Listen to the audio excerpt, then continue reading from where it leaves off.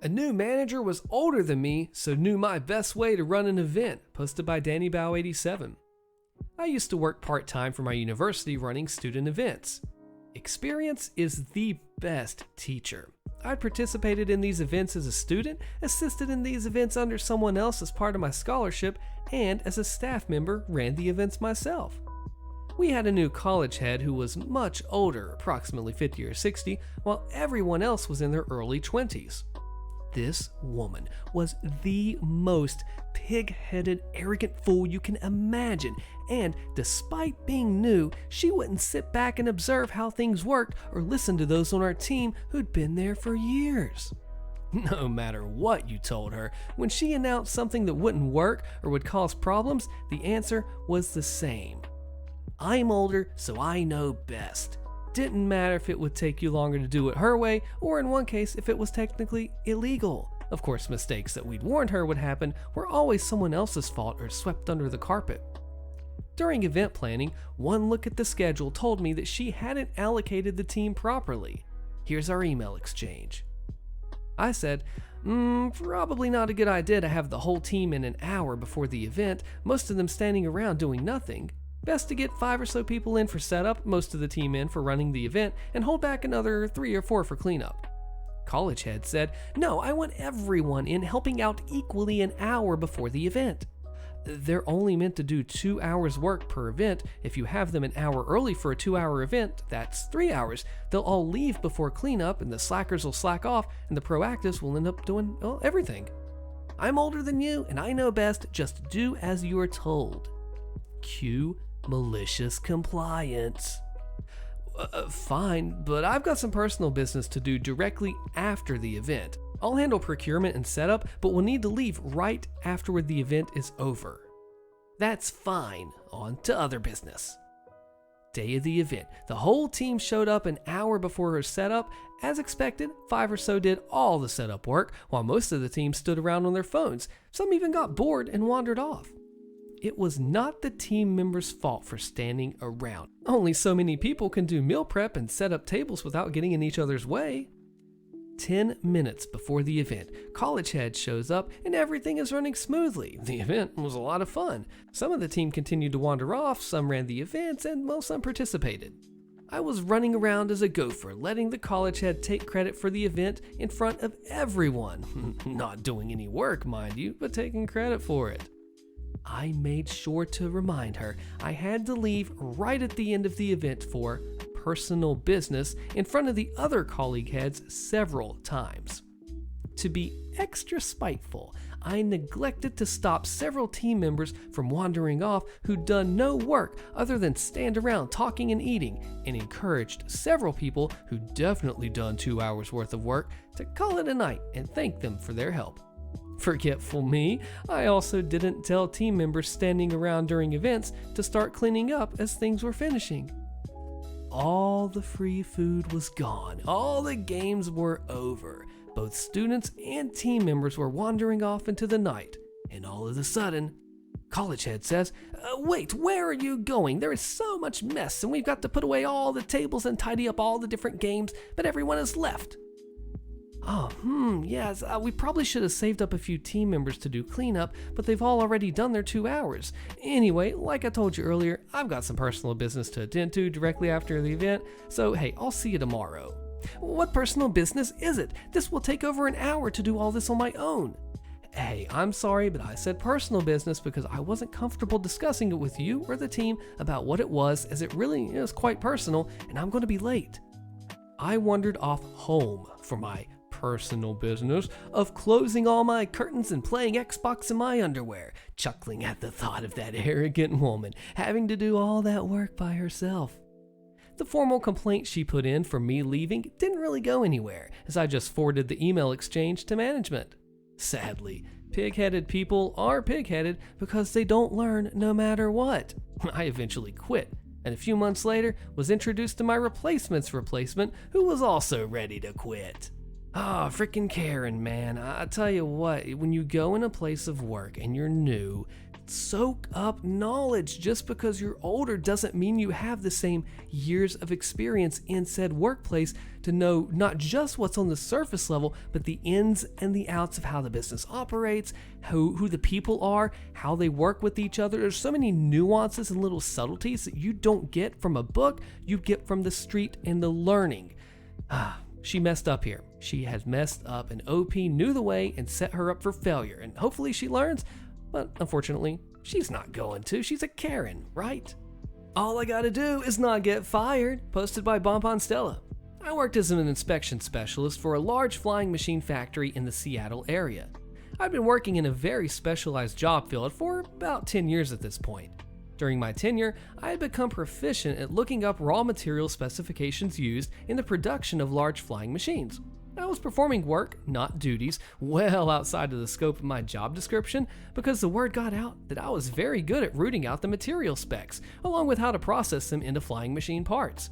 I did this because the actual scope of my work was pretty easy, and I had a good system down that kept my backlog down to nothing. I also did this extra work to show my manager that I deserved a decent merit-based raise. And when I said specialized at the top of this paragraph, I mean that I was the only person in this large flying machine company with the certifications to perform the work. Well, raise time comes around, and my manager shows up with the slip of paper that shows what kind of raise we got. He hands it to me and tells me how he was able to get me this awesome raise. What he didn't know is that I have a knack for doing mathematical equations in my head very quickly, and I quickly discovered that he was blowing smoke at my butt. So before he runs off, I tell him to stick around and do the math on my computer to show what I actually got. After I run the numbers, I show him exactly what I had done in my head. The raise I got was what was guaranteed by our union contract and no more. I confronted him about this and he had nothing to say about it. I told him that I was doing the work of an employee at a higher job rating and that I should be getting compensated as such. He tells me to put together a package of what I've been doing and make an appointment for both of us to meet with HR to present my case for an upgrade. I put together my work package, set an appointment, and show up for the meeting. The HR lady looked at my work package and was amazed that I hadn't been upgraded. We chatted for about 15 minutes because my manager didn't show up, and we were giving him a chance to make the meeting. He ended up being a no-show, which meant no upgrade. Fast forward a few weeks, and it's time for us to write up a list of our yearly goals and objectives. Apparently, this is some big deal for management, and they like to use these items to hang over our head as a carrot to chase for raises in the following year. There's this form that we're given to fill out what our business goals are for the next year and how we'll execute our plan to make those goals. And at the bottom of the form, there's a line for our signature and the date. It was the easiest goals and objectives form that I have ever filled out. I literally signed and dated the blank form and handed it to my manager. Needless to say, he had an issue with it, and he started in on me right then and there. It was in an office where at least 6 of his management colleagues also had desks. He tells me that I can't just sign a blank sheet, and I tell him, I just did, a bit louder than my normal speaking voice. And then, with the attention of his colleagues now garnered, I told him everything that I had been doing above and beyond my job description, how he gave me the BS story of the great raise I got, and his no-show at the upgrade meeting. Then I iced his cake by telling him, all I have to do is not get fired, and I'm still going to get the contractually guaranteed raise, so I ain't doing anything extra, starting with this stupid goals and objectives form. The look on the faces of his colleagues was of utter shock, and he had nothing to say, so I left. He never came back and pressed me to fill out the form. Maybe it was because he still had one of my size 10 stuck deep in his butt. Maybe he realized that he really screwed the pooch and couldn't face me. Shortly thereafter, I was offered a new gig in a department that came with an upgrade and a raise. My salary doubled in the 10 years that I spent there. Oh, I like this because it's like, hey, throw me a bone. I'm doing so much stuff. I'm going above and beyond extra work, not just doing the bare minimum. Nobody else can literally, nobody else can do this work. And then he says, here, fill out your form. I'm not showing up for the meeting. I don't really care. Do this. I'm not going to help you, but you need to help me because we need these papers filled out in the manglement. And then OP stands up for themselves and says, hey, look, this is what my manager's saying. This is what he's doing. This is what's really happening here. And that is how OP just brutally nails that malicious compliance. Way to go, OP. Don't calculate a table's bills the moment you get their ordered ticket. It makes it hard to keep track. You got it, boss. Posted by Danver Santiago. For starters, I'm a 23-year-old university student working part-time at my aunt's restaurant to make a little extra moolah before the academic year starts. My job is pretty simple. It's an all-rounder job where I need to take people's orders, send tickets to the kitchen, calculate each table's bills, and handle payments and clear tables. Basically, I'm currently working part-time as a waitress. I'm only here until the end of this week because I secured another gig elsewhere before the academic year starts. So, hey, I figured why not finish this week for a little extra cash before then. I get along with most of the staff, all of whom are a decade or so older than me, and said individuals work at the restaurant full-time. There's another part-timer, he's 19, who's working here, and he comes to work whenever he's able since he's studying too. He wasn't around for a couple of weeks, so I've been left to sort out most waitressing matters. My shifts during lunch hour get particularly busy, which is why my system keeping the workflow super smooth is a crucial point to this post. The moment after bills have been settled, tables need to be cleared immediately because new customers come pouring in and some insist on being seated even before the tables have been cleared or wiped down. I came up with a system in the 3 weeks that I've been working here that works for both myself and my colleagues.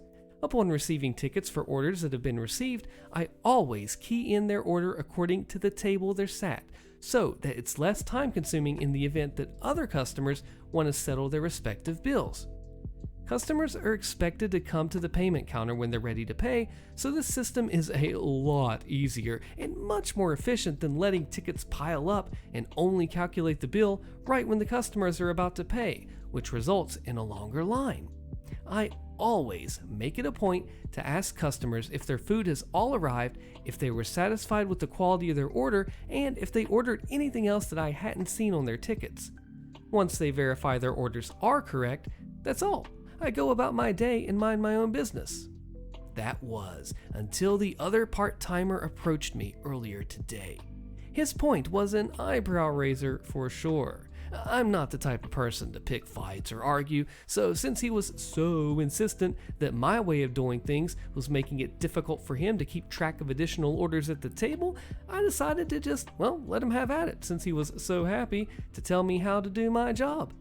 I simply smiled and nodded at him, making a beeline to the cleaning supplies and thinking to myself, you want to stop punching in people's orders? Sure thing. For a solid hour or two, I only collected the tickets, bringing them to the cash register and letting them pile up, just as he requested. When I noticed customers stand up from their seats and make their way to the payment counter, I would speed walk to the cleaning supplies and start collecting plates to show that my hands were occupied and that I wouldn't be able to sort out people's bills. I left it all to my dear coworker who tried telling me what to do and how to do it. It was the right call to make because the line that followed, due to his insistence on changing the system, snaked about halfway through the restaurant, full of customers waiting their turn to pay their bill. Once lunch hour had died down, I smiled to myself and went back to keying in people's tickets the way I always had. My part-time coworker sheepishly approached me with new additions to existing orders since then. There is no MC greater than the kind where you say, hey, I've got the experience with this job, I know what to do, I know how to work it. Oh, your idea? Hey, look, it's just going to make things harder. And then they say, no, it's fine. Then you put them right into the fire and say, okay, well then you try it. Maliciously complying, showing them hands-on with first-hand experience, hey, I'm wrong, you're right, I have to admit my failure. And then they know from there on to check their self before they wreck their self. Way to go, OP. Fired for cleaning up my boss's mess? Click the video on your screen so you don't miss this awesome story, and I'll see you there.